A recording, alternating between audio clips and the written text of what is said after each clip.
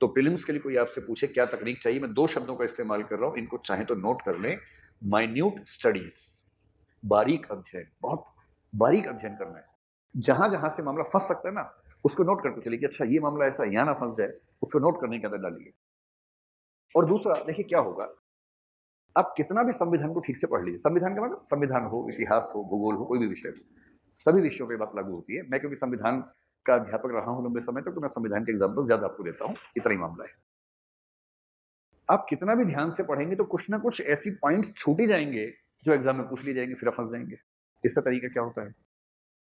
इसका तरीका ये होता है कि 10,000 प्रश्नों का अभ्यास, 10,000 प्रैक्टिस क्वेश्चंस आपको कम से कम प्रीलिम्स के लिए प्रीलिम्स से पहले कर लेने हैं।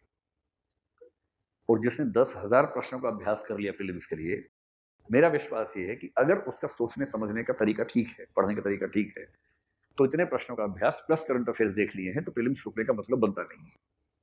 और ये मैं तब कह रहा हूं जब मैं जानता हूं कि 1 या 2 प्रश्न आपके लैंग्वेज की वजह से गलत हो सकते हैं, क्योंकि अनुवाद कितना भी अच्छा हो, कहीं ना कहीं कंफ्यूजन हो ही जाता है उसमें। थोड़ा सा इंग्लिश को भी देखने समझने की आदत डालिएगा। जो भी टेक्निकल वर्ड्स होते हैं ना, जो तकनीकी शब्द होते हैं, उनको अंग्रेजी में भी देखते रहिएगा, ताकि पेपर में इंग्लिश में देख के आप समझ जाएं। अगर अनुवाद गलत हो जाए तो आप समझ जाएं कि क्या कहने का प्रयास किया गया है। अब ये 10,000 क्वेश्चन कहां से आएंगे? इस समस्या के समाधान के लिए हमने खुद 2 साल पहले एक चैलेंज अपने हाथ में लिया और एक बुक सीरीज पब्लिश की जिसका नाम है पीपीएस, प्रीलिम्स प्रैक्टिस सीरीज। इसमें 6 बुक्स हैं जो हम आपको देंगे, आपके नोट्स का हिस्सा है, आपको वो खरीदना नहीं है, वो इसी बैच का हिस्सा है। जैसे इतिहास है, इतिहास में लगभग 2000 प्रश्न है। ऐसी पॉलिटी है, ऐसी भूगोल है, पर्यावरण है, सब में हमने 1000, 1500, 2000 जितने प्रश्न बन सकते हैं वो इकट्ठे करके। और कैसे किया हुआ है? टॉपिक वाइज प्रश्न है। जैसे इकोनॉमी है, बजट पढ़ा तो बजट पे प्रश्न मिल गए आपको सारे के सारे। हर प्रश्न में प्रश्न कहां से लिए हैं? प्रश्न लिए हैं यूपीएससी में ही जो प्रश्न पहले आए हैं, आईएएस के एग्जाम में, फिर सीडीएस के एग्जाम में, एनडीए के एग्जाम में, सीएपीएफ के एग्जाम में, फिर यूजीसी या एनटीए के जो एग्जाम होते हैं उनमें जो प्रश्न आए हैं वो इकट्ठे किए। सारे स्टेट पीसीएस के प्रश्नों को इकट्ठा किया, उन सबको टॉपिक के अनुसार कंपाइल किया, एक सीक्वेंस में लेके आए, और फिर हर प्रश्न में सही उत्तर कौन सा है, क्यों है, उसकी व्याख्या लिखी। और वो कंपाइल्ड फॉर्मेट में सारी की सारी चीजें आपको हम देंगे। इसलिए देंगे कि जैसे ही आप क्लास में, जैसे कल से आप संविधान पढ़ना शुरू करेंगे, यहाँ मंजेश सर पढ़ाने वाले हैं, वो इतना शानदार पढ़ाएंगे। लेकिन वही बात है, जैसे एक टॉपिक हो गया, अब आप भी तो कुछ करेंगे उसके बाद। टीचर का बेसिक काम क्या है? कंसेप्ट समझा देना, कि समझ को लेकर जरा भी दिक्कत ना रहे। और अगर कोई जटिल प्रश्न है उसका उत्तर कैसे लिखेंगे, वो प्रश्न का उत्तर लिखवा देंगे या स्ट्रक्चर समझा देंगे कि ऐसे ऐसे लिखना चाहिए। टीचर तो इतना ही काम करेगा, बाकी तो आप करेंगे। और जब एक टॉपिक क्लास में हो गया, अब प्रीलिम्स के लिए आप तैयार हुए या नहीं, इसका लिटमस टेस्ट क्या है कि प्रीलिम्स प्रैक्टिस सीरीज को उठा लीजिए, उस टॉपिक से जितने सवाल है सबका अभ्यास कर डालिए, और फिर आप पाएंगे कि आप उसके लिए तैयार हो गए। और फिर उस टॉपिक पे कहीं से कोई सवाल आएगा, आप जवाब दे पाएंगे उसका। बस ध्यान ये रखना है कि अगर एक प्रश्न में 4 कथन है, यूपीएससी में तुक्का लगा सकते हैं कि 4 में से आपको 2 आ रहे थे, बाई चांस ऑप्शन मैच कर गया, सही हो गया, ये हो सकता है। पर तैयारी करते समय ये सब नहीं करना है। तैयारी करते समय चारों कथनों पर ध्यान देना है पूरी तरह से, उनकी व्याख्याओं पर ध्यान देना है, क्योंकि एग्जाम में प्रश्न किस तरह से आएगा हमें नहीं पता है। और यदि आपने प्रीलिम्स के लिए इतना अभ्यास कर लिया, तो अभ्यास करने से क्या होता है कि वो छोटे छोटे जो छिद्र होते हैं ना, जैसे मैंने कहा आर्टिकल 365, जो ऐसे छोटे छोटे छिद्र होते हैं वो छिद्र पकड़ में आ जाते हैं, पर आप उन सबके लिए पहले से तैयार हो जाते हैं, ये बेनिफिट होता है। इसके अलावा जब प्रीलिम्स आते हैं उस समय मॉक टेस्ट सीरीज होती है उस साल के हिसाब से, उसमें 30 क्वेश्चन पेपर्स होते हैं, उनका अभ्यास कीजिए अंत में। और मेरा ख्याल है कि प्रीलिम्स कोई बहुत मुश्किल चीज नहीं है भाई। जैसे एक बच्चे ने पूछा कि प्रीलिम्स में मीडियम होता ही नहीं है, फिर ऐसा क्यों हो रहा है? उसमें दिक्कत ये है, वो प्रश्न शायद वहां से आपका था ना। देखो प्रीलिम्स में मीडियम नहीं होता है। हिंदी में तो गनीमत है कि पेपर इंग्लिश में और हिंदी में आता है साथ साथ। आप सोच के देखो कि जिस बच्चे का मीडियम तमिल है, तेलुगु है, उड़िया है, गुजराती है, उसका हाल सोचो। आपकी दिक्कत क्या है कि आपको अंग्रेजी बहुत अच्छी नहीं आती है, हिंदी आती है। लेकिन जो बच्चा बंगाल का है, जिसको ना इंग्लिश आती है ठीक से, ना हिंदी आती है, बांग्ला आती है ठीक से, वो आईएएस बनना चाह रहे हैं, मेंस में उसको ऑप्शन है कि बांग्ला में उत्तर लिखे, इंटरव्यू बांग्ला में दे, ऑप्शन है। पर प्रीलिम्स में प्रश्न इंग्लिश और हिंदी में ही आते हैं, उनके तो हाल और खराब है। और मीडियम की दिक्कत कहाँ आती है कि प्रीलिम्स में जो आप इंग्लिश और हिंदी में देखते हैं, कहीं कहीं सेंटेंस बहुत कॉम्प्लेक्स होते हैं, और हिंदी में अनुवाद में चीजें उतनी सहज नहीं होती कि जैसे आप पढ़े तुरंत समझ में आ जाए।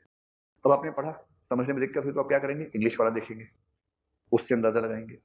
लेकिन इंग्लिश वाले बच्चे को सिर्फ इंग्लिश वाला ही देखना है, उसे 2 बार नहीं देखना है। इससे क्या होगा? टाइम कम पड़ेगा आपको, टाइम कम पड़ेगा, एक आध प्रश्न अगर छूट गया तो आप पीछे रह गए।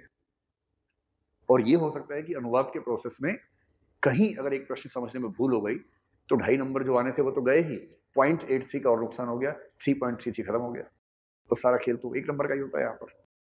इसलिए ये बात सही है कि प्रीलिम्स में मीडियम नहीं है, किंतु प्रीलिम्स में भी लैंग्वेज की भूमिका थोड़ी बहुत काम करती है और सीसेट में कॉम्प्रिहेंशन में तो काम करती ही करती है। इसका तरीका क्या है? अब देखिए, एक तरीका तो ये है कि मैंने आपको बताया, आप दुखी हो जाएं और हम सब मिलकर रोएं जोर-जोर से कि हाय अब हमारा क्या होगा? हाय सब खत्म हो गया। एक तो ये तरीका है।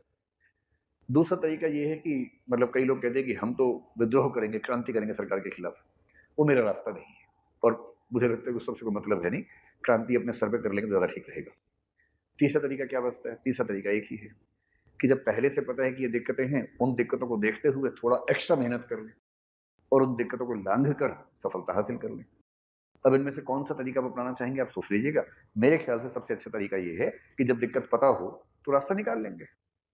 एक दशरथ माझी नाम का आदमी हुआ था, जानते होंगे। उसको कहीं जाना होता था, रास्ते में पहाड़ था, सड़क थी नहीं, जरूरी उसके लिए था। जब देखा कहीं रास्ता नहीं बन रहा, उसने पहाड़ तोड़ के सड़क बना दी खुद ही। टाइम लगाया अच्छा खासा और उसका नाम क्या पड़ गया? Mountain man. तो जज्बा रखिए, हौसला रखिए। मैं ये नहीं कह रहा कि बिना बात के पहाड़ तोड़िए हर जगह, लेकिन जहां छोटी मोटी बाधाएं हैं उसको क्रॉस करना पड़ेगा। उसके लिए क्या कर सकते हैं हम लोग? उसके अलावा कोई सोल्यूशन तो है नहीं। अगर आपकी अंग्रेजी अच्छी है हिंदी की तुलना में, तो अंग्रेजी माध्यम ज्यादा आसान है इस परीक्षा में। ये बात दुनिया जानती है, कौन नहीं जानता है। कोई मुझसे बच्चा पूछता है कि सर मेरा मीडियम मतलब इंग्लिश भी ठीक है, हिंदी भी ठीक है, मैं क्या करूं? मैं बोलता हूं इंग्लिश लो, इसमें क्या सोचना है। इस परीक्षा में इंग्लिश में थोड़ा सा फायदा होता है, ये बात सामान्य बात है। जैसे मैंने आपको समझाई थी क्या फायदा होता है। फिर कोई बच्चा कहता है सर इंग्लिश हिंदी में ना इंग्लिश 19 है, हिंदी 20 है, अब मैं क्या करूं? मैं कहता हूं इंग्लिश लो। अगर इंग्लिश 19 भी है तब भी इंग्लिश ले लो, कोई समस्या नहीं है, अभ्यास से ठीक हो जाएगा। लेकिन दिक्कत क्या है कि हिंदी 20 है और इंग्लिश 5 है, करें क्या? और सबसे ज्यादा दिक्कत अधिकांश बच्चों की क्या है? इंग्लिश 7 है, हिंदी 3 है, दोनों ही खराब है। और जब दोनों भाषाएं खराब हों तो आप मेंस में कैसे असर डालेंगे परीक्षक पे? समस्या ही आती है।